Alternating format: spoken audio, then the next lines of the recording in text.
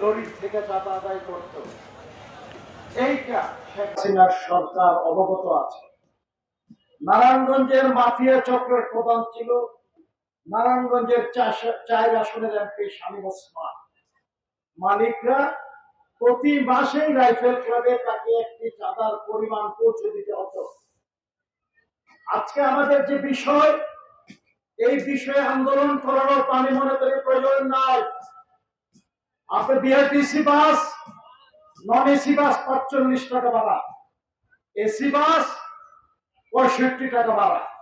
এই বিআরটিসি বাস নিলামে তৃতীয় পক্ষ এনে এই বাস পরিচালনা করে ব্যবসা করে।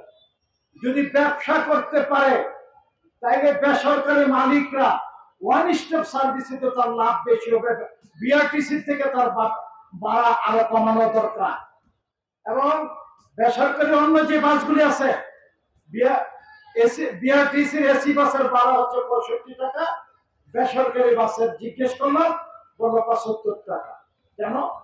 একই মাইলেজ, একই জায়গা থেকে ঢাকা বাস ছাড়ে এবং একই বাস, তাইলে একটা 45 টাকা আর নন এসি বাস 45 টাকা, বেসরকারি বাস 50 টাকা কেন হবে?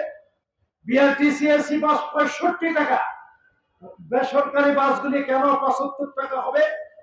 তাইলে এখন যারা যে বাসগুলি শীতল বাসের পরিবর্তনে নামিয়েছে ঢাকা আন্দোলনে, তারাও মাফিয়াদের একটি অংশ, তারাও ঢাকাতে শাহজাহান খানের সাথে ওই মাফিয়া চক্রের এক পার্টনার, এবং তারা সারা বাংলাদেশে এই পরিবহন সেক্টরকে নিয়ন্ত্রণ করে অবৈধ চাঁদাবাজি করেছে। সেখানে সরকার আইনানুগ কোনো পদক্ষেপ গ্রহণ করে নাই, সাংগঠনিক ভাবে কোনো পদক্ষেপ করে নাই, এবং মানুষের কল্যাণের জন্য একটি রাষ্ট্র, একটি দেশের আইন, একটি মানুষের কল্যাণের জন্য যে উদ্যোগ প্রয়োজন, যে আইনানুগ ব্যবস্থা নেওয়া প্রয়োজন এবং কল্যাণকর রাষ্ট্রের যে চরিত্র উচিত, সেই চরিত্র হাসিনা সরকারের চরিত্রে ছিল না। যোগাযোগ মন্ত্রী সে উদ্যোগ নেয় নাই, আর তার দলের এমপিরা সারা বাংলাদেশে মাফিয়া তন্ত্র নিয়ন্ত্রণ করে গরিব মানুষের পকেটের টাকা চাঁদা হিসাবে গ্রহণ করে বাস ভাড়া বৃদ্ধি করেছে। আমরা অনতিবিলম্বে, এখানে কোনো চুক্তির বিষয় নাই, এখানে সমাবেশ করার কোনো বিষয় নাই, কাউকে মানানোর বিষয় নাই, তেল দেওয়ার বিষয় নাই। বিআরটিসির ভাড়া নন এসি 45 টাকা, এসি 65 টাকা। এইটাও যদি স্ট্যান্ডার্ড হয় তাইলে আমাদের কোনো বক্তব্য নাই।